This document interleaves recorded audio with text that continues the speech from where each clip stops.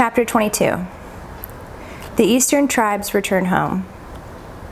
At that time Joshua summoned the Reubenites and the Gadites and the half-tribe of Manasseh, and said to them, "You have kept all that Moses, the servant of the Lord, commanded you, and have obeyed my voice in all that I have commanded you. You have not forsaken your brothers these many days, down to this day, but you have been careful to keep the charge of the Lord your God. And now the Lord your God has given rest to your brothers, he promised, as he promised them. Therefore, turn and go to your tents in the land where your possession lies, which Moses the servant of the Lord gave you on the other side of the Jordan. Only be very careful to observe the commandment and the law that Moses the servant of the Lord commanded you, to love the Lord your God and to walk in all his ways and to keep his commandments and to cling to him and to serve him with all your heart and with all your soul." So Joshua blessed them and sent them away, and they went to their tents. Now to the one half of the tribe of Manasseh, Moses had given a possession in Bashan, but to the other half, Joshua had given a possession beside their brothers in the land west of the Jordan. And when Joshua sent them away to their homes and blessed them, he said to them, "Go back to your tents with much wealth and with very much livestock, with silver, gold, bronze, and iron, and with much clothing. Divide the spoil of your enemies with your brothers." So the people of Reuben and the people of Gad and the half-tribe of Manasseh returned home, parting from the people of Israel at Shiloh, which is in the land of Canaan, to go to the land of Gilead, their own land, of which they had possessed themselves by command of the Lord through Moses. The eastern tribes' altar of witness. And when they came to the region of the Jordan that is in the land of Canaan, the people of Reuben and the people of Gad and the half-tribe of Manasseh built there an altar by the Jordan, an altar of imposing size.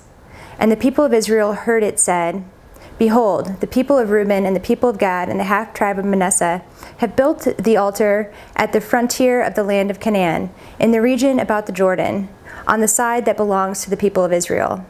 And when the people of Israel heard of it, the whole assembly of the people of Israel gathered at Shiloh to make war against them. Then the people of Israel sent to the people of Reuben and the people of Gad and the half-tribe of Manasseh in the land of Gilead, Phinehas, the son of Eleazar, the priest, and with him 10 chiefs, one from each of the tribal families of Israel, every one of them the head of a family among the clans of Israel. And they came to the people of Reuben, the people of Gad, and the half-tribe of Manasseh, in the land of Gilead, and they said to them, "Thus says the whole congregation of the Lord, what is this breach of faith that you have committed against God, the God of Israel, in turning away this day from following the Lord by building yourselves an altar this day in rebellion against the Lord? Have we not had enough of the sin at Peor, from which even yet we have not cleansed ourselves, and for which there came a plague upon the congregation of the Lord, that you too must turn away this day from following the Lord? And if you too rebel against the Lord today, then tomorrow he will be angry with the whole congregation of Israel. But now, if the land of your possession is unclean, pass over into the Lord's land where the Lord's tabernacle stands, and take for yourselves a possession among us. Only do not rebel against the Lord, or make us rebels by building for yourselves an altar other than the altar of the Lord our God. Did not Achan the son of Zerah break faith in the matter of the devoted things, and wrath fell upon all the congregation of Israel? And he did not perish alone for his iniquity." Then the people of Reuben, the people of Gad, and the half-tribe of Manasseh said in answer to the heads of the families of Israel, "The mighty one, God, the Lord, the mighty one, God, the Lord, he knows, and let Israel itself know. If it was in rebellion or in breach of faith against the Lord, do not spare us today for building an altar to turn away from following the Lord. Or if we did so, to offer burnt offerings or grain offerings or peace offerings on it, may the Lord himself take vengeance. No, but we did it from fear that in time to come your children might say to our children, what have you to do with the Lord, the God of Israel? And the Lord has made the Jordan a boundary between us and you people of Reuben and people of Gad, and have no portion in the Lord. So your children might make our children cease to worship the Lord. Therefore we said, let us now build an altar, not for burnt offering, nor for sacrifice, but to be a witness between us and you, and between our generations after us, that we do perform the service of the Lord in his presence with our burnt offerings and sacrifices and peace offerings. So your children will not say to our children in time to come, you have no portion in the Lord. And we thought, if this should be said to us or to our descendants in time to come, we should say, behold, the copy of the altar of the Lord, which our fathers made, not for burnt offerings nor for sacrifice, but to be a witness between us and you. Far be it from us that we should rebel against the Lord and turn away this day from following the Lord by building an altar for burnt offering, grain offering, or sacrifice, other than the altar of the Lord our God that stands before his tabernacle. When Phinehas the priest and the chiefs of the congregation, the heads of the families of Israel who were with him, heard the words of the people of Reuben and the people of Gad and the people of Manasseh spoke, it was good in their eyes. And Phinehas the son of Eleazar the priest said to the people of Reuben and the people of Gad and the people of Manasseh, today we know that the Lord is in our midst, because you have not committed this breach of faith against the Lord.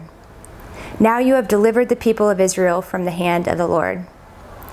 Then Phinehas the son of Eleazar the priest and the chiefs returned from the people of Reuben and the people of Gad in the land of Gilead to the land of Canaan to the people of Israel, and brought back word to them. And the report was good in the eyes of the people of Israel. And the people of Israel blessed God and spoke no more of making war against them to destroy the land where the people of Reuben and the people of Gad were settled. The people of Reuben and the people of Gad called the altar Witness. For, they said, it is a witness between us that the Lord is God. Chapter 23. Joshua's charge to Israel's leaders.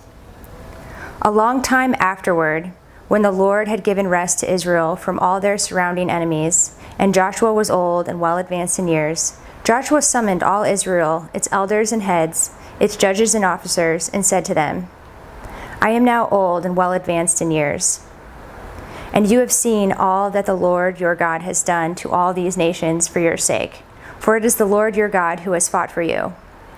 Behold, I have allotted to you as an inheritance for your tribes those nations that remain, along with all the nations that I have already cut off, from the Jordan to the great sea in the west.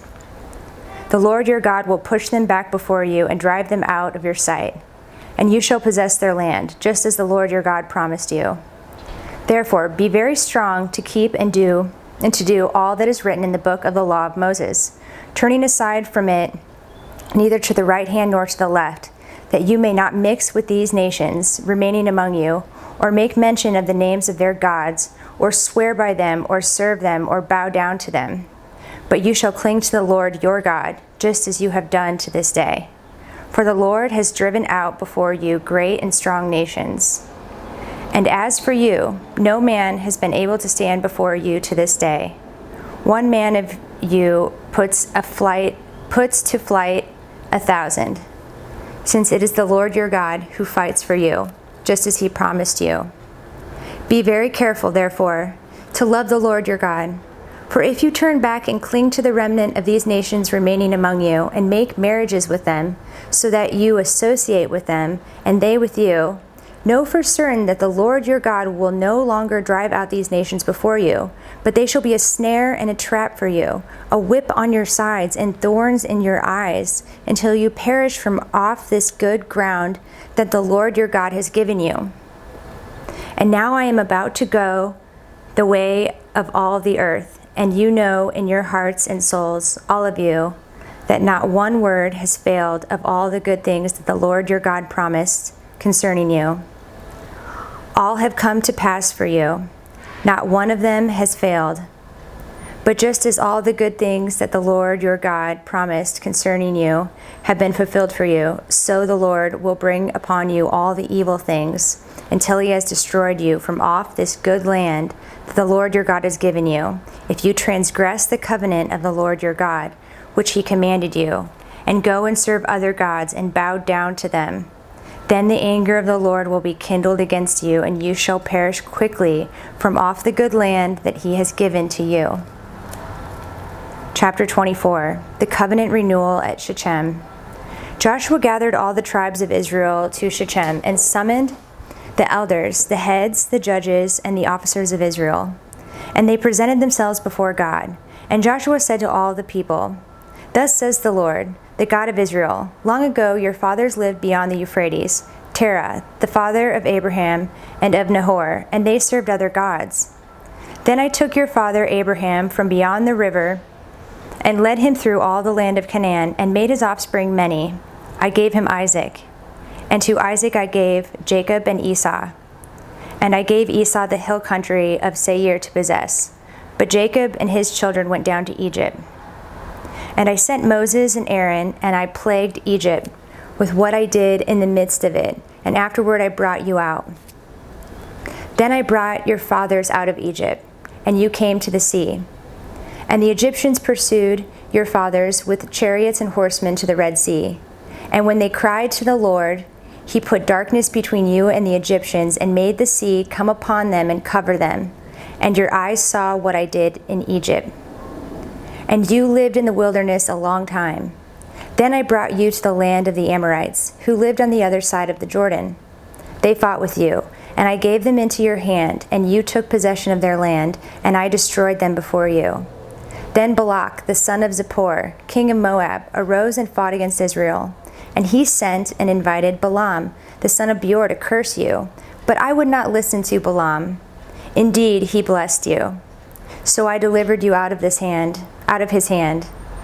And you went over the Jordan and came to Jericho, and the leaders of Jericho fought against you, and also the Amorites, the Perizzites, the Canaanites, the Hittites, the Girgashites, and the Hivites, and the Jebusites. And I gave them into your hand. And I sent the hornet before you, which drove them out before you, and the 2 kings of the Amorites. It was not by your sword or by your bow.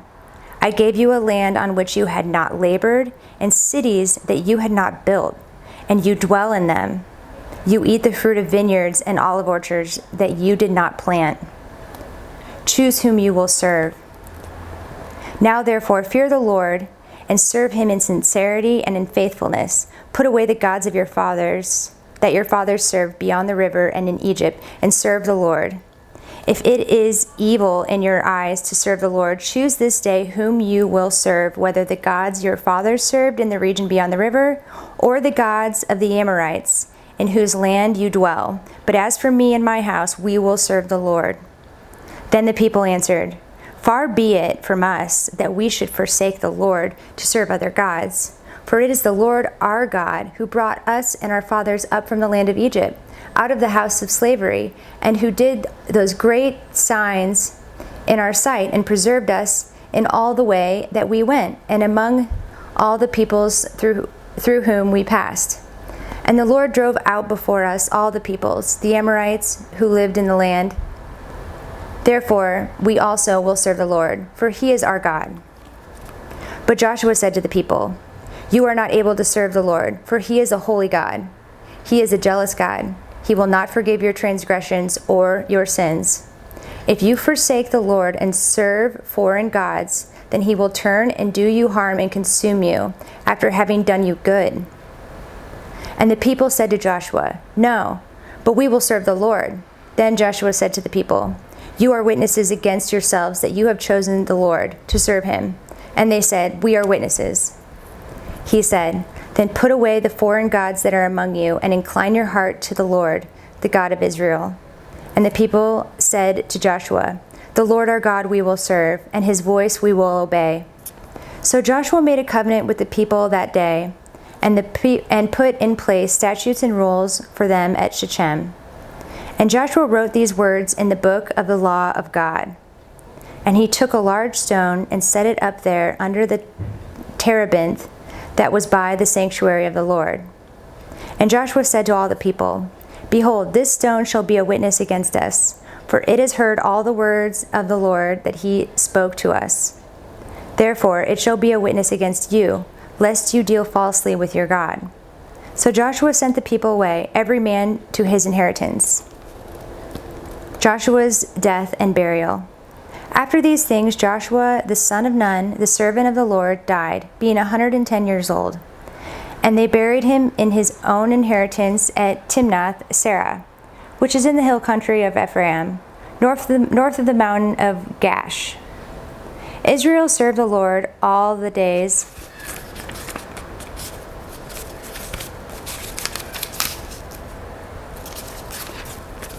of Joshua, and all the days of the elders who outlived Joshua, and had known all the work that the Lord did for Israel. As for the bones of Joseph, which the people of Israel brought up from Egypt, they buried them at Shechem, in the piece of land that Jacob bought from the sons of Hamor, the father of Shechem, for 100 pieces of money. It became an inheritance of the descendants of Joseph.